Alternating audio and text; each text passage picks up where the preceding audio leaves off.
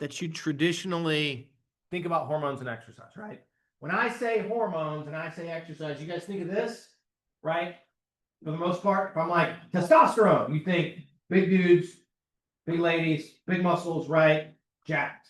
We think this. And that's right. Okay? That's very much right. But we're also going to talk about that there are hormones that control a whole bunch of other processes that are really, really important for our ability to exercise, and that they're not just about making your muscles bigger. Primarily, one of the things that we use hormones for during a bout of exercise is to control blood glucose levels, okay? And provide glucose so that we can put it into a cell, put it into glycolysis, and make energy, okay? And also we can have blood glucose so that we can not use up muscle glycogen, and we can have blood glucose to keep the brain happy and prevent central fatigue, okay? So we're going to walk our way through then a lot of what are the hormones, when do they get released, why do they get released, and then what are their actions, and how are those actions all going to collectively work to help us maintain blood glucose, maintain metabolism, and in general, allow exercise and prevent fatigue. Okay. All right. So our objectives. What's a hormone? Anybody know what's a hormone? Tyler. A chemical messenger. A chemical messenger. You're 75% right. There's one other important thing. We have lots of chemical messengers. What specific thing makes it a hormone and not a neurotransmitter or something else? Well, let's sort of have. Hormone have to cause change. Generally, they do. That's part of the messenger thing, but there's something else.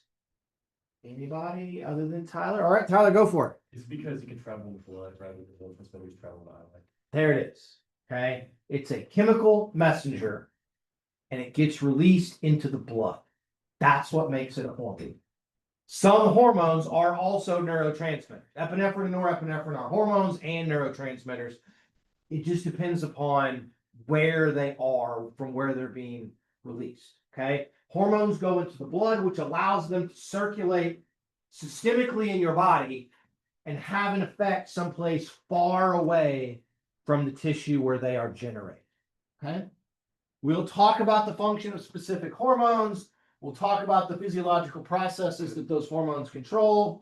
We'll get into then for our hormones, what are their specific function. That's the same thing twice. I don't know what the hell I'm doing. Okay. And then how, based upon those functions, how do hormones change? Now, once you understand their function and you understand our goals during exercise, you should, for the majority of them, be able to predict what happens to those hormones during exercise, right? If we need more energy because we're exercising and a certain hormone makes more energy available, you can generally assume that hormone is going to go up. It's not always the case, but for the most part, okay? All right. You guys can see how long ago I put this together. There's a part of this PowerPoint. Ooh, okay. We'll do fun with numbers. Somebody tell me how old you are. 22. Okay. I have any 20-year-olds? Anybody 20? Soren's 20. Anybody 19? Soren, you were born in 2005. Okay. I'm not saying that parts of this PowerPoint are as old as you guys are, but some of them are very close, and that makes me feel things. Was it Ronnie Coleman winning in about 2005? It probably was, but if you remember, which many of you may not, these are famous baseball players who took steroids. All of them here hit a lot of home runs and did things in the midst of all of that. There was some controversy where they wouldn't admit that they were doing it. They've all done that now. We're like, yes, you were taking steroids. So, right. Normally you think exercise and hormones, you think this, right? I take testosterone, I take growth hormone, I take insulin, I take IGF-1, and I get big, right? I get big muscles. Okay, that's true. We're going to talk a little bit differently, okay? Now, you all know who this is? Anybody remember? You may not. maybe the worst person in the history of the world. Lance Armstrong. That is Lance Armstrong. Okay. How much money must you raise for cancer research to offset that you lied about a bunch of people and got a bunch of people fired because they were wanting to tell the truth about all of your cheating in sports? I don't know. That's a question for philosophy class and ethics class, not for things. But when you think of exercise and hormones, do you think of this? You guys think of marathon runners or cyclists or things, or somebody running a triathlon? In some ways, the hormonal response to exercise is way more important for this. Okay? Way, way more important for your ability to do endurance exercise than it is to do resistance training or even in the response after resistance training. Okay? So, to undertake long duration exercise and not have fatigue, we need to initiate changes in the cardiovascular system, the respiratory system, which usually helps support changes in metabolism that we've already talked about. We have to regulate temperature, we have to maintain fluid balance. These two things are going to all work together. Hormones control all of those things. All of them. Okay? Every bit of it. Every bit. This is the fun part where I say, hey, one of the Avas, stand up. Ava, stand up. Ava, I'm kidding. Okay. Right? Do you want me to ask Ava very invasive questions and things? Or like, Ava, you ever been on a really bad date? Honestly, yeah. Okay. Right? You don't have to. Are you a singer, Ava? No. I mean, no. Yes, No, but also no. I can, like, I can. You could sing. No, but I would never like. Not in front of class Yeah, right no, now. no, no. Okay. Do you all know what I'm trying to do to Ava? Embarrassing.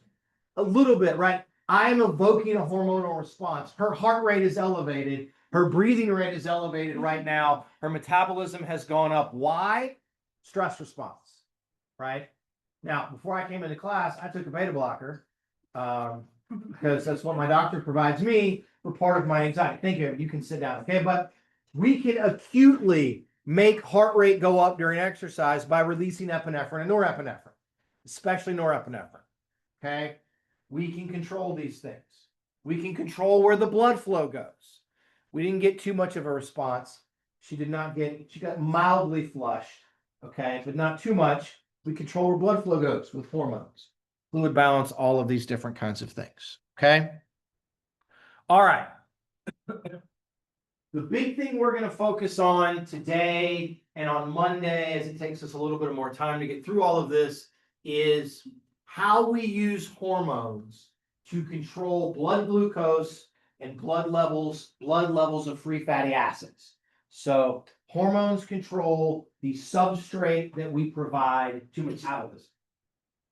Okay? Substrate that we provide to metabolism.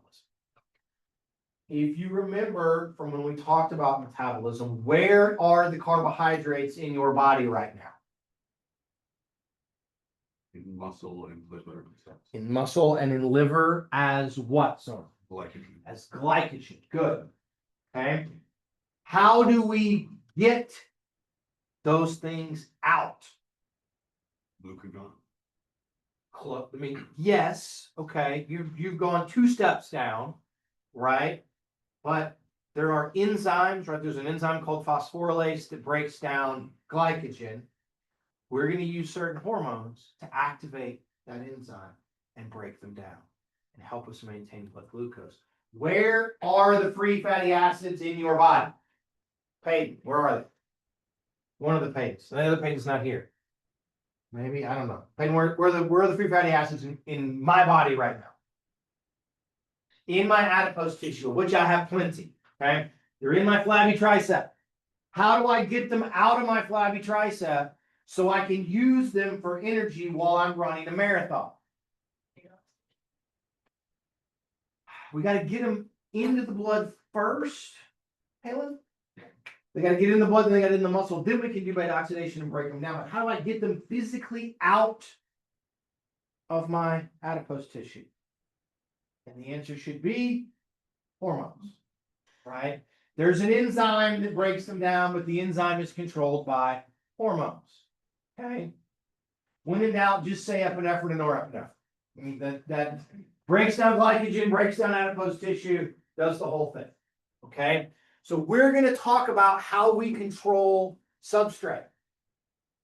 If we can maintain blood glucose, if we can increase blood levels of free fatty acids, that's good. That prevents both peripheral and central fatigue and allows us to exercise for some prolonged period of time. We'll get into it probably on Monday, just a tiny little bit about fluid balance, okay? Any of you guys ever been stressed and you have to pee? Right? Epinephrine, norepinephrine, they raise your blood pressure. You raise your blood pressure, it increases glomerular filtration at the kidneys. You increase filtration, you make more urine, right? You study, you stay up late, you drink a lot of caffeine. Caffeine mimics the effects of epinephrine and norepinephrine, plus you've had the fluid, you gotta pee. It's the way that it goes. We control fluid balance with hormones, okay? And then we've already talked about when we did resistance training, some of the anabolic processes that are driven, especially by testosterone and growth hormone and IGF-1. Okay, so we're mostly going to focus on the first one, especially today. Okay, so let me set the stage for this so that you guys can understand why this is so important. We've talked about this, but I want to reiterate it again. Okay, exercise increases energy demand. To move to exercise, you must generate more force. To generate more force requires more energy. We all agree on that, right? Talked about that on like day 2 of class, but that's where we are. So to basically supply that energy and fuel that energy, we have to increase metabolism. And metabolism requires substrate. It needs carbs, it needs fat, it needs something to go in to break down to get us more ATP. Okay, that's an absolute necessity. We call the process of breaking down glycogen, especially in the liver and in the muscles, and breaking down adipose tissue to release the free fatty acids. We call that mobilization. You're going to mobilize free fatty acids out of the adipose tissue into the blood. We're going to mobilize glucose out of glycogen and put it into the blood or put it into the cytoplasm so that we can use it for energy. Okay. So we've talked about our storage molecules. We talked about where the glucose and the fat are stored. Okay. And then the other big thing is for liver glycogen and for free fatty acids from adipose tissue, the key thing to remember is we mobilize them out of their home tissue and they go into the blood. And when they get in the blood, then they can circulate and they can then eventually make it to the skeletal muscle that is actively contracting. And that will lead, hopefully, to their ability to be taken into those tissues and used for energy. Okay? So to exercise and move, energy demand goes up. As demand goes up, I need substrate. So part of our response is mobilize that substrate from its storage sites so that we have it available to be able to make energy. Okay? Are y'all with me on all of that? We are okay. If that's what has to happen, then we should then be able to predict if X hormone and Y hormone lead to the breakdown of fat, if then those should change in a certain way that's very predictable during exercise so that we can mobilize the fat that we need. If something breaks down glycogen in the liver, then when we need liver glycogen to be broken down to maintain blood glucose, then we should be able to kind of understand what's going to happen there. Okay. Okay. Another concept, we talked about this on Wednesday a little bit, but I want to reiterate it's really, really important. Okay. I don't know why I love this like picture of like a squishy brain on the right that I found somewhere. Like it looks like it's like a stuffy that's a brain.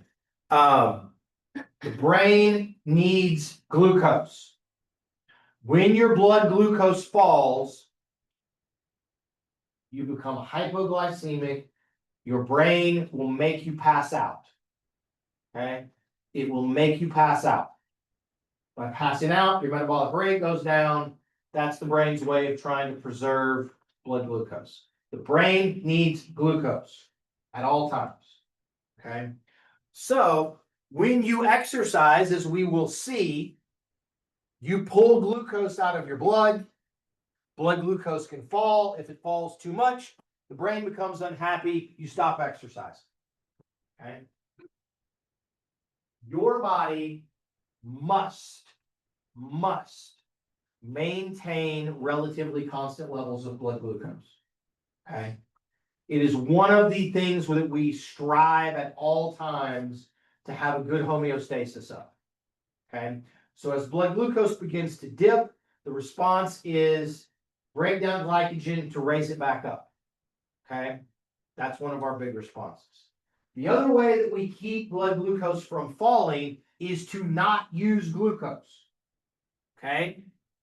So if we use glycogen from our muscles, if we use fat from adipose tissue, the glycogen from our muscles gives us glucose, but it never comes out of the blood, so that's good. If we use fat, we're not using blood glucose. We get a lot of energy from the fat. Both of those things are ways to also not use blood glucose. Okay? So our responses during exercise are going to, one, function to maintain blood glucose by breaking down liver glycogen, and then kind of 2 and 3, they're going to break down muscle glycogen so we don't use it, also break down fat from adipose tissue so we use it, and again, we don't use blood glucose. Right? Does that make sense as a concept, guys? Right? Think of it this way. Okay? Your blood glucose is your bank account. Okay? It's your bank account. Some of you have jobs, you make your own money. Some of you may have parents or family or someone that also maybe gives you a little bit. You want to keep a certain amount of money in your bank account at all times. Okay? As you spend it, that's during exercise, you've got to replenish it from someplace else. Okay? Replenish it from someplace else. You working is kind of like the liver glycogen. You're doing it. It still costs us blood glucose, but for a while I can make some back. If I use muscle glycogen or I use fat, you're getting your parents or your grandparents or a friend or someone else to give you some other money so you don't have to spend your own in that particular way. Okay? But our goal is to keep blood glucose relatively constant. As a fun example, Ellis has no concept of money. She's just like, well, grandma gave me some money. I want to buy this thing. It's like $100. We're like, no, you don't have that much money. And she's like, well, dad has that money. And I'm like, yeah, but dad, like we're not endlessly made of money on all of this. And she just thinks that we just buy whatever, whenever. She's like, dad just puts it on the credit card and all of those things. This is going to go very badly in about 10 years. I'm afraid with everything because she likes sparkly shoes. And so between her and my wife, there's going to be a lot of shoes owned. I like shoes too, but there's going to be a lot of shoes owned in the Black household. So, okay. My wife likes shoes and purses. So those are her things. So how do we maintain plasma glucose, right? So we release more into the blood, and it primarily comes from the liver. The primary way to regulate blood glucose is by the breakdown of liver glycogen. As you pull some out during exercise or in between meals, you then break down liver glycogen, dump that glucose into the blood, and it stays pretty level. We use glycogen stores in the muscles. Sometimes we also convert protein in the liver through gluconeogenesis to make those things. Yes, just ask, anybody have a continuous glucose monitor? Anybody wearing a continuous glucose monitor today? I know that people who aren't diabetic also wear them sometimes. It's just they want to keep track of stuff.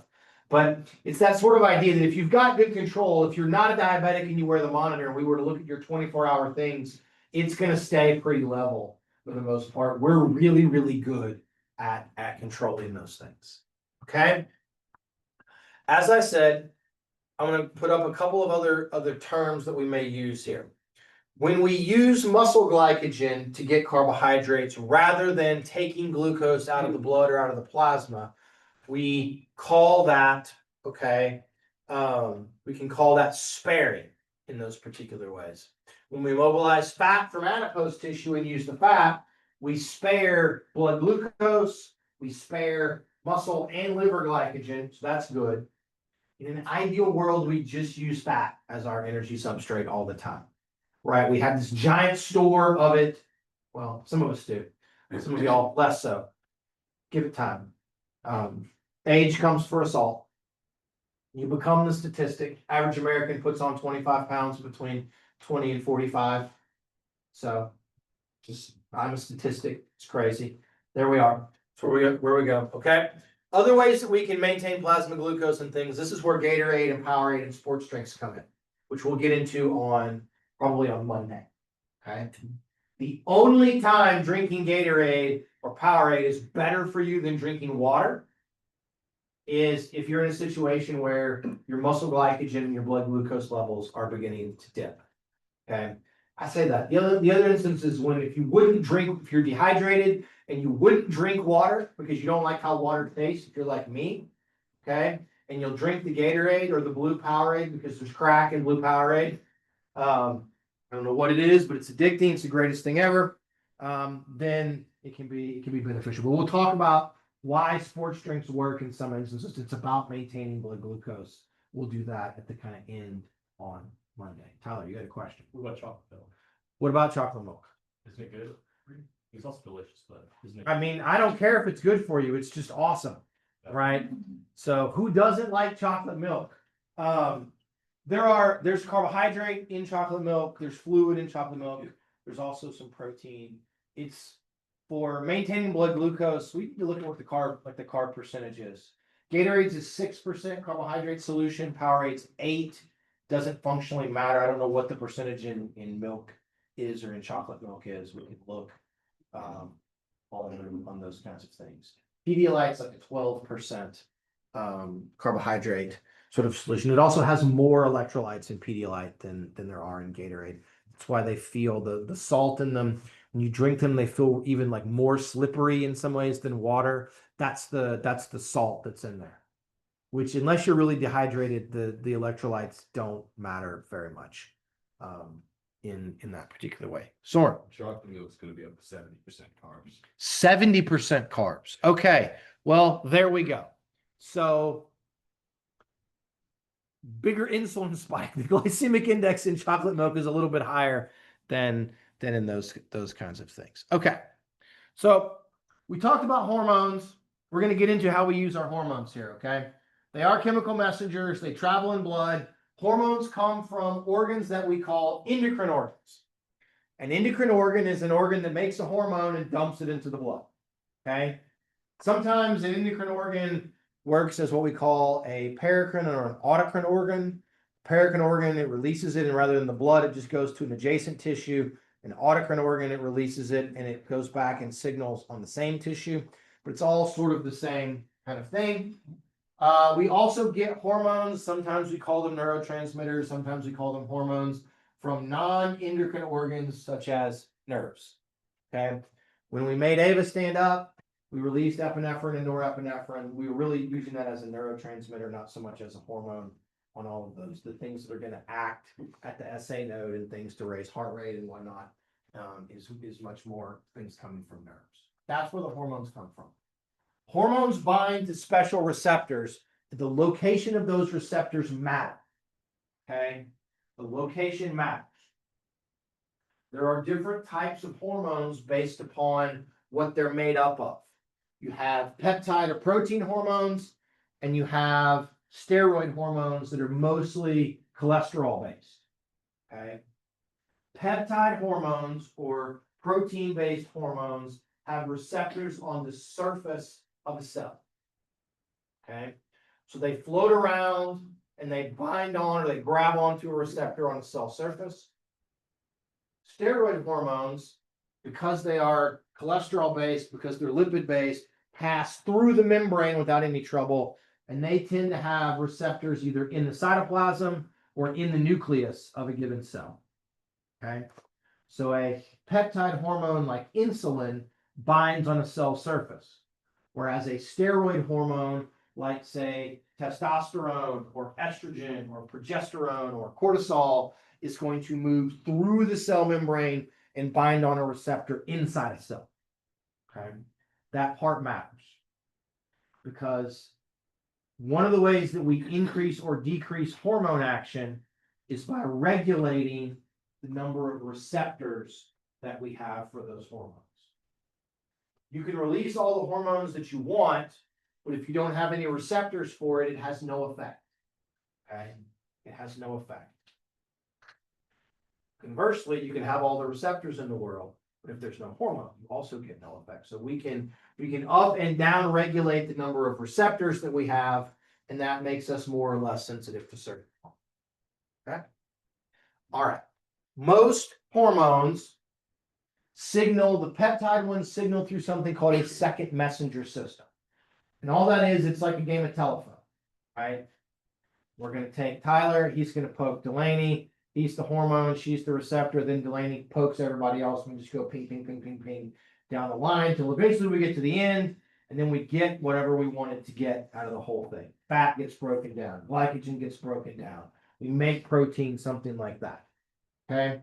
We're not going to have to learn any of the second messenger systems. We're not going to talk about different kinds of G proteins or if it signals with cyclic AMP or any of those other kinds of things. Okay.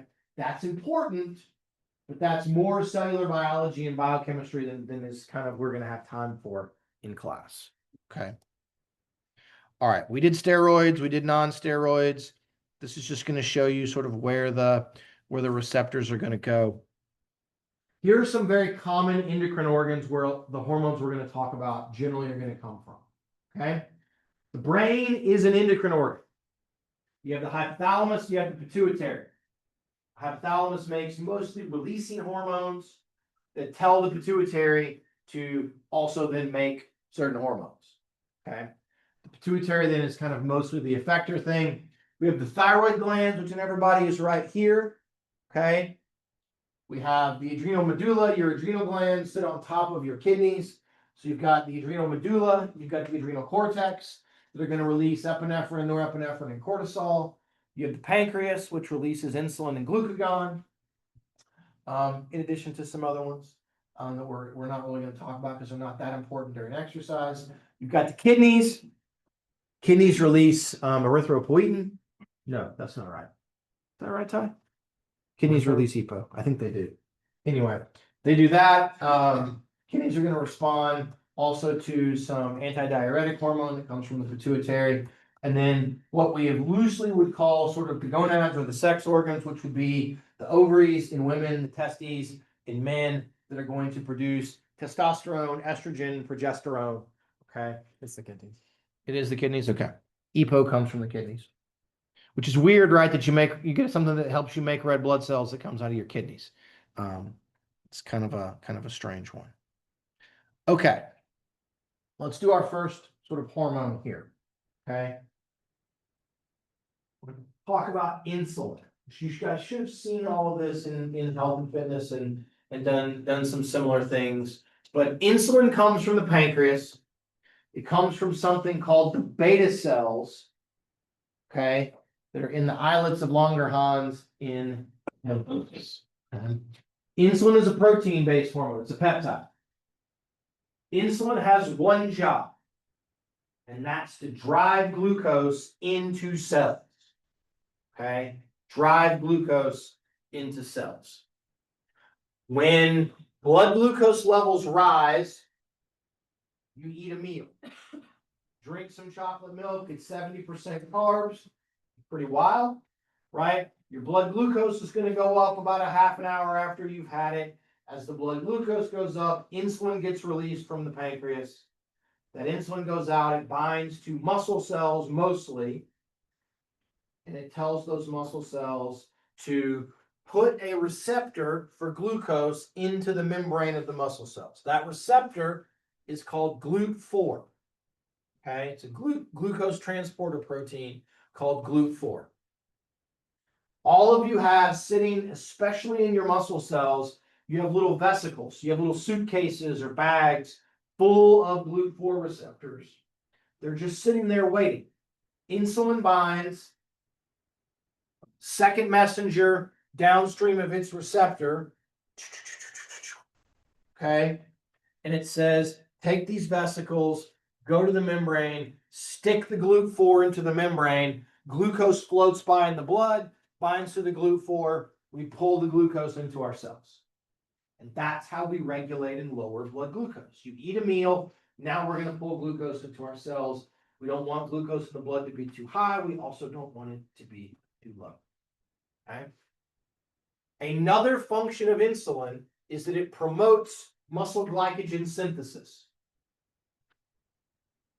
Promotes muscle glycogen synthesis. So eat carbs, pull those carbs into muscle, drive glycogen synthesis so we can have a storage site for that extra carbohydrate in case we need. Right? In case we need. Okay. All right, now we'll spend the last like 8 minutes doing our somebody close your stuff down. We'll stop here with this. We're gonna do a little exercise. Close your stuff down, find a couple of partners. I'm gonna give you guys a task.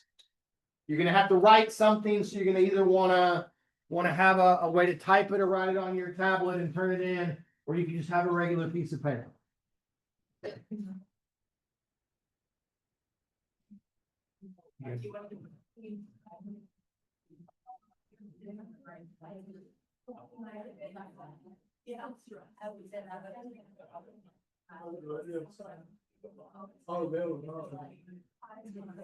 Okay. Here's our question.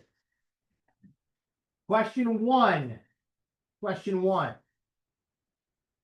What do you think happens to insulin levels during exercise? And then two, exercise results in a phenomenon called the insulin-like effect of muscle contractions. Insulin-like effect of muscle contractions. Without looking at anything, try to guess what you think that is and what is happening if there is an insulin-like effect of muscle contraction. So one, what happens to insulin during exercise? Two, what is the insulin-like effect of contracting muscle? All right, go.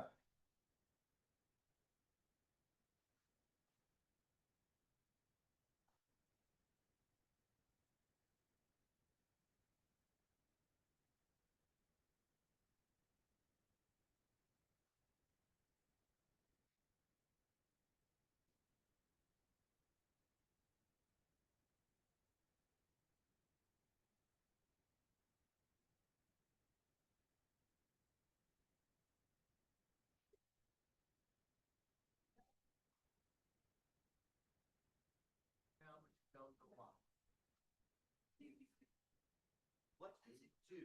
And is the thing that it does, I think that's what very next. Knowing what we know about what it's function is, would that be a thing?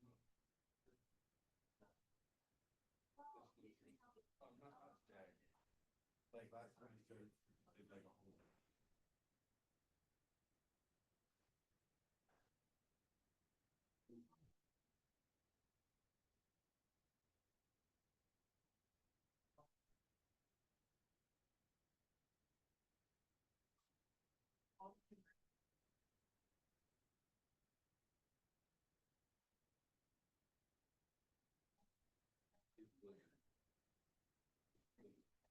But insulin.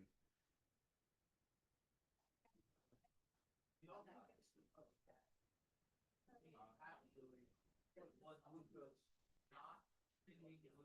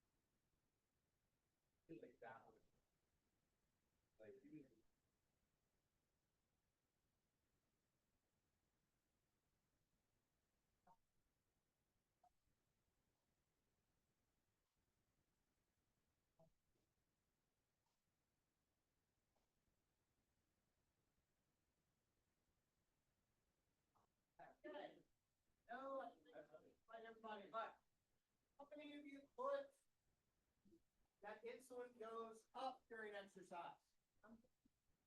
How many of you put that it goes down? We're gonna fight. Okay? I put that it depends on intensity. Depends on intensity. Unfortunately, it does not. So The correct answer is, weirdly, insulin goes down during exercise. And it goes down because of the insulin-like effect of muscle contraction. When you contract your muscles, it moves GLUT4 to the membrane without ever having to release insulin. So you can pull glucose out of your blood just by contracting your muscles. Do you guys know anyone that's a type 2 diabetic? What do they tell type 2 diabetics before they give them metformin or any other kind of drugs? They say exercise and get your diet straight, right? If you chronically exercise like almost every day, we can basically treat or prevent you from ever becoming a type 2 diabetic, because you're always using the muscle contractions to regulate blood glucose levels in the absence of insulin. It does some other things too, but that's the big thing that's going to be there. So I know, and I tricked some of you on purpose, and I apologize, but it seems like functionally, right? I need glucose in my cells, so insulin should go up during exercise. You would think that it would. The problem is, because the contractions pull glucose in, if you raise insulin levels, and this is why type 1 diabetics always must eat and never take an insulin shot before exercising.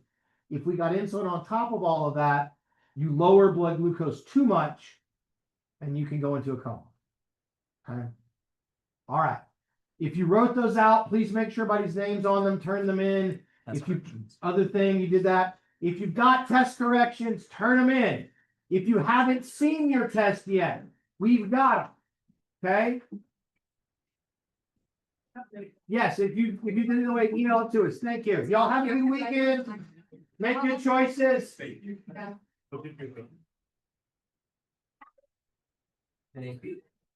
I please have my test back? You may. How's your shoulder?